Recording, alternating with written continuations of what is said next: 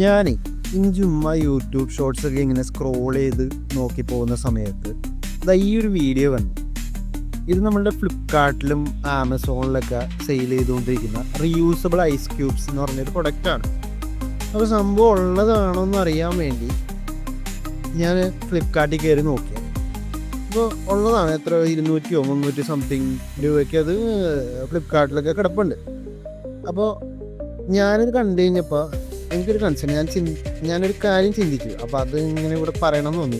എൻ്റെ മാത്രം കൺസേൺ ആണോ എന്നുള്ളത് നിങ്ങൾ ഒന്ന് ആലോചിച്ചിട്ട് തീരുമാനിക്കും. എന്താണെന്ന് വെച്ചാൽ ഈ ഐസ് ക്യൂബ് എന്ന് പറയുന്ന സാധനം മെയിനായിട്ട് യൂസ് ചെയ്യുന്നത് ഇപ്പോൾ നമ്മൾ എന്തെങ്കിലുമൊക്കെ തണുപ്പിച്ച് കുടിക്കുമ്പോഴൊക്കെ അതിൽ ഇട്ടാണ് മെയിനായിട്ട് യൂസ് ചെയ്യുന്നത്.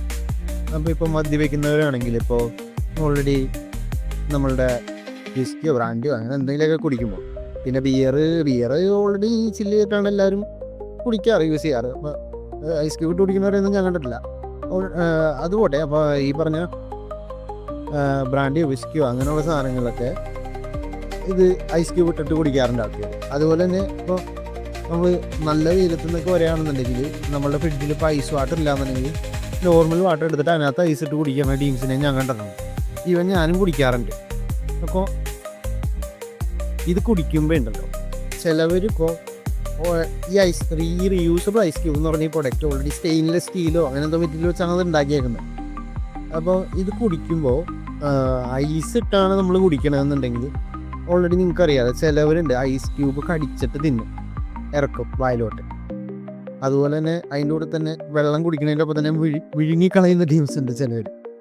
അപ്പോൾ ഈ നോർമൽ ഐസ് ക്യൂബിൻ്റെ സ്ഥാനത്ത് ഈ സാധനമാണ് ഇരുന്നത്.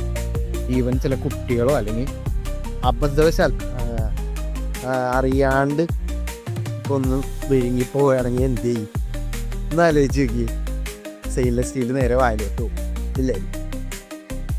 അപ്പം ഈ ഒരു വീഡിയോ കണ്ടപ്പോൾ തൊട്ട് ഞാൻ അതാണ് ചിന്തിച്ചത്. നിങ്ങളുടെ എന്താ പറയുക ഒപ്പീനിയൻസും കാര്യങ്ങളൊക്കെ ഒന്ന് കമൻറ്റ് ചെയ്യും.